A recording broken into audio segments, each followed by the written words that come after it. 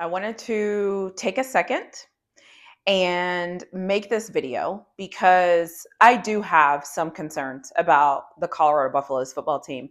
And it's interesting because I think that my concerns started at one point and I feel like I was just kind of waiting for my concerns to like get better and to really ease my mind. But unfortunately, I feel like the more things are continuing to happen, the more things that almost create all of these conversations, I'm actually concerned. And so when I say concerned, I want to put this in context. I am somebody that predicted Colorado to go 7-5 this year. I am right this second not making this video to come off of my 7-5 prediction because honestly, it doesn't really matter. But I feel like there's just been some things that have happened that have caused me to have a little bit of pause about what's happening in Colorado. And I know if you're a Colorado fan and you're listening to this, you're going to have a certain opinion based off of what you think that you're seeing, based off how you're perceiving certain information, and based off how you feel like this team is going to do this year. And that's great. I'm not here to say your opinion isn't valid and mine is more valid. I just wanted to keep it real and share out some thoughts and concerns that I see that are making me a little nervous. And so I have a YouTube channel. I want to say what I think. You can disagree with me. You can disagree with every single thing that I say, but I pride myself on being very objective. I pride myself on looking at everything. And so I am concerned. And so let me talk a little bit about some of the things I'm concerned about. Um, and also before I even start that, I get that everybody's come back to when somebody says they're concerned about Colorado is to say that we have Shedeur and he's the best quarterback of the Big 12, and that we have Travis and he's Travis, he's all world, he's all great, he's all that and all that. Great. My concern is that we had Travis and Shedeur last year and we went 4-8. That is actually a fact. And so anytime you bring up what we have and and that same dynamic and that same duo was with us last year, like to me, that's null and void. I think what makes teams good at football are the things and people that are around them, because there are 11 guys on the field. And if only 2 of your 11 are phenomenal and only 2 of the 11 are the people that you always speak to, that is not a great percentage. And that's another reason to be concerned. But let's not even go down that road. Let me just share out some things that I'm thinking. I don't like the Twitter interactions and the calling people out. I think that anytime I've ever seen a good team in any category, so whether you're good at football, good at basketball, good at whatever, you don't jump into the noise. You don't throw yourself into the mix whenever things are happening. And it's really concerning to me that CU continues to throw themselves into the mix of what's happening, because the truth is, the more you throw yourself into the mix, the more people are going to come for you because they think that they can get to you, and now they know you're watching. And so to me, it's not a sign. I don't think it's a sign of confidence. I think that it brings more negative than it does good, and that's concerning. The main reason that it's concerning to me is because there's a lot of fan bases out here, and there's a lot of people that are taking shots at other people. I'm a huge Texas fan. Every day there is a Texas OU war going on. Texas A&M will throw themselves in there. Players get talked about, different things get thrown around. But I don't ever see the players from those respective teams coming out and tweeting and setting the record straight and doing all of these things. And I don't like that it's happening. Something that I've always known about people that are mature and about people that are successful, they don't waste their time listening or giving they don't care about what other people are saying about them.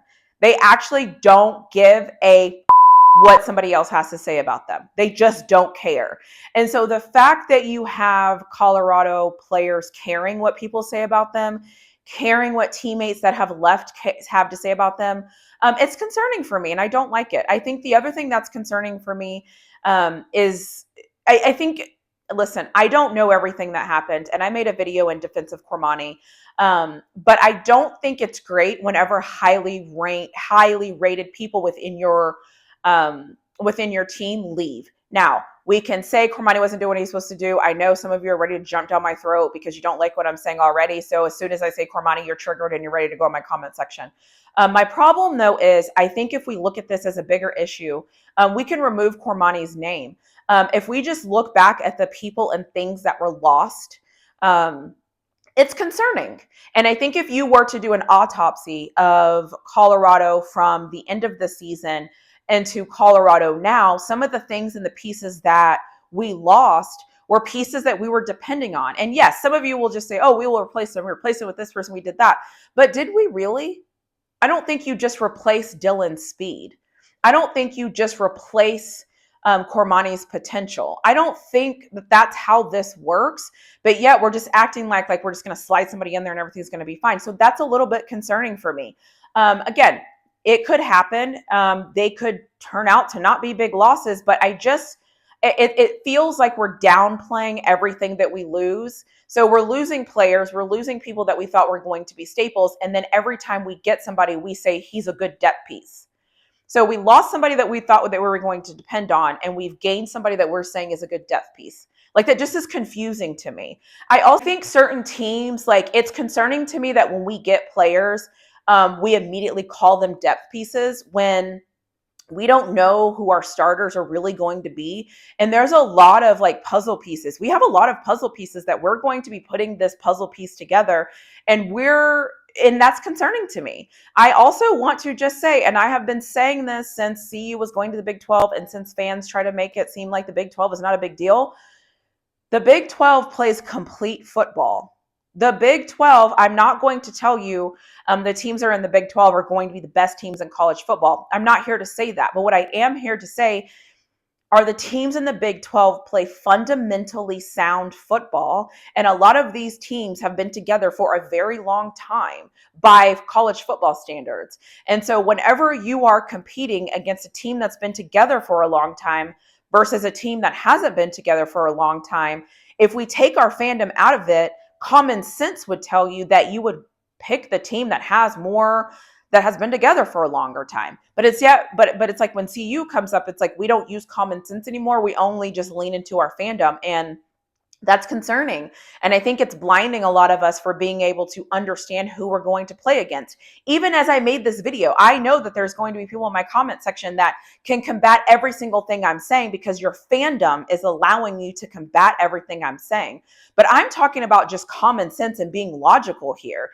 Nowhere in the world, in any environment, would you say that somebody that has less time together, that's less gel, that has less experience in battle, would you ever say that the less experienced team, less experienced fighter, less experienced whatever is better than the more experienced team? Nowhere would you say that. Nowhere would you say that somewhere that has lost some of their core of what they thought a team was going to be, nowhere would you say that that's okay. Nowhere would you say that I don't mind my team being distracted and throwing out all of these shots and attacking people that are I don't want to, attacking people are going to be triggered by that. But nowhere in the world would you say, oh no, I happen to like that my team is engaging in all this extracurricular activity with people that have never been, that aren't even on the team anymore. Like, never would we say that that is okay. So I don't understand why we're making it okay for the team that we follow. It's not okay. It's not. And so I have concerns. And you know what? I don't even want to get started talking about the spring game, because I remember before the spring game, CU fans were taking time and talking about how terrible all the other teams looked in the Big 12 during their spring games. People were making fun of Ohio State's spring game. People were making fun of all kinds of teams that were doing things in the spring game. And they were so excited about, you know, once our spring game happens, when our spring game happens, and then our spring game happens is because it's raining and winding, because it's raining and there's wind and it doesn't look good. We immediately made excuses for that. And that is also concerning. It's concerning to me that the opportunity that we had to practice and the opportunity that we had to have our offensive line work together and gel together didn't happen in a spring game, when that is the only like game experience they are going to have until the season opens up against North Dakota State. I don't see how that in any way, shape, or form that's a good thing. I'm concerned. That's concerning. I also think it's concerning that we're acting like that didn't happen. Like, we're acting like the spring game looked great. It's like some people are defending the spring game as, it just what it was. It's just the spring game. But before it was just the spring game, we were knocking other teams and what they were doing in the spring game. So it's super concerning. I think that sometimes fandom doesn't allow you to be real with what you're seeing because you want to defend it. And on one aspect, I understand that, but on the other aspect, I don't understand that because this is football. Like, this is literal football. And we're just like making up reasons why everything's okay that fit our narrative, and it's not okay. So yeah, I have concerns. As of this recording, it's being reported that we're going to lose a running back that everybody was super excited to get. And I know how this goes. As soon as he potentially decommits, he's going to decommit. And the people are going to be like, oh, we didn't need him anyway. That's not true. We need him. So again, it's a little concerning on what I'm seeing. And so a lot of people have been asking me, like, what do I think? How do I feel? And this is how I feel. I am concerned. I'm concerned about all the things that are happening on socials. I'm concerned about the players that have left. I'm concerned about the players we're filling them with. I'm concerned that I feel like we haven't really made any big splashes in the spring portal. I'm concerned that I feel like I'm watching other teams in the conference get better. I'm watching other teams in the conference build really good offensive lines. And so I'm concerned. I believe football is one in the trenches. I will never say you have to be able to run the ball and you have to be able to stop the run. If you can't do those two things, almost nothing else really matters. And so I have concerns. So yes, I have concerns. I'm not afraid to say I have concerns. And if you don't agree with me and you don't have any concerns, kudos to you. When I look at the team, I have concerns. When I look at the team and I assess using my football brain based off what I've seen, I have concerns. The other thing I just want to mention is this. I strongly believe football games are not necessarily won based on your best players. They're actually won based on the other players that have to contribute. And the reason why I'm saying that is because playing quarterback is a dependent position. Being able to run the ball is a dependent position. Being able to play corner successfully is dependent. Being able to have great linebacker play and fill gaps and meet your assignments and things like that. All of these positions are dependent on something. Because if the offense is going 3 and out and the defense is constantly having to go back on the field, something is not going to go right. And so because I think things are dependent on each other, I think when you remove great players, I think if you say like Colorado is going to have, let's say, the best quarterback in the Big 12, and let's just say the best receiving core in the Big 12, let's just give it to them. Cool, whatever. I won't even argue about that. If they have the best quarterback and the best wide receiving group in the Big 12, you know what else has to work? That means their offensive line has to be able to block effectively to be able to do that. Also, if we're hammering in on our great offense, like, what does that say about the defense? What is like, is that good? So anyways, I just have concerns. I also think that the schedule is tough. I think that opening up with North Dakota State is tough. I think they're a great football program. I don't care who the head coach is. It's a system. They've built an actual system. They have built a foundation. You can't take that foundation away from them. They are solid and they have a lot of time to prepare for Colorado. That's concerning. And then the next week, Nebraska away, and the next week, Colorado State away, and then a first Big 12 game, Baylor. Like, I don't know. I have concerns. And I just want to say this in this video. Being in Texas, I know what Baylor's working on right now, and I know what they look like right now, and I know what they're doing. And I'm not sitting here saying that Baylor's going to beat CU, but I just think that Colorado football fans need to do some research on these Big 12 teams, and you need to pay attention to what's happening. I think it's one thing to listen to what people are saying, but it's another thing to actually understand what people are saying. And so part of listening is actually understanding, not just hearing what somebody is saying and not just waiting for your turn to speak. The other part of listening is also comprehending what somebody is saying. So if you throw me a Travis Hunter and I throw you an offensive line that can't block, then what are we doing? It's a moot point. So I'm saying all this to say, some of you have asked me, yes, I have concerns. Yes, I've seen some things that are happening that I'm concerned with. I am concerned. And we'll see what happens, right? We'll see how the summer progresses, hoping that my opinion is actually wrong and that CU is actually okay. But I'm just concerned, and I will continue to be concerned until they come out on August 29th and they show me that I shouldn't be concerned.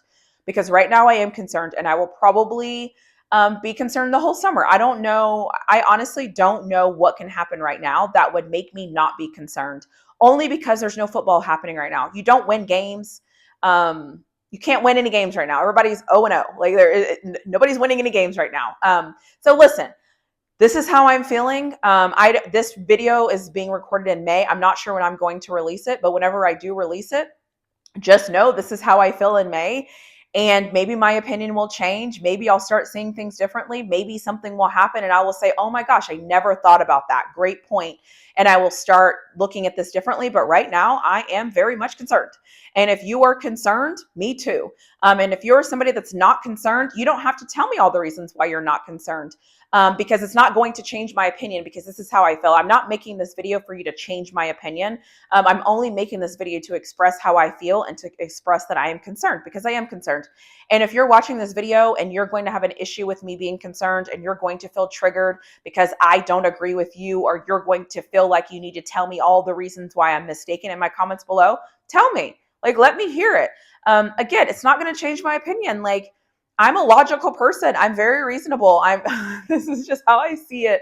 And I'm worried. I am worried. And so that's just where I'm at. Before I end this video, I want to say that something has to start to gel for Colorado. My hope is that offensive line is better than I think that they are. My hope is that offensive line is able to find a way to work together. And my hope is that all of the players that have Twitter and stuff will stop talking and just let things ride and just let things be, and that will just live and go be great. That is my hope. Obviously, I can't tell them what to do, but that's what I hope. I hope that they just put their heads down and go focus and get focused on the season. I also want to say that I appreciate that we're so far out. I appreciate that there's still more time. I appreciate this isn't the end all be all. I appreciate all of that, but that doesn't mean that I'm not concerned. And so I just wanted to make this video and I just wanted to share my thoughts, and that's just how I feel. And like I said at the beginning of this, I hope that I'm wrong. I actually hope that I'm analyzing this all wrong. And everybody who thinks Colorado is going to go 10-2 and 11-1 and 12-0 and win the Big 12 and go to the Big 12 championship, then I hope that everybody thinks that they're going to be able to stop Texas Tech's run game, Oklahoma State's run game, Kansas State's run game, everything UCF is building, that they're going to be able to stop Nebraska's defensive line. Like, I hope that you're right and I'm wrong. That would be amazing.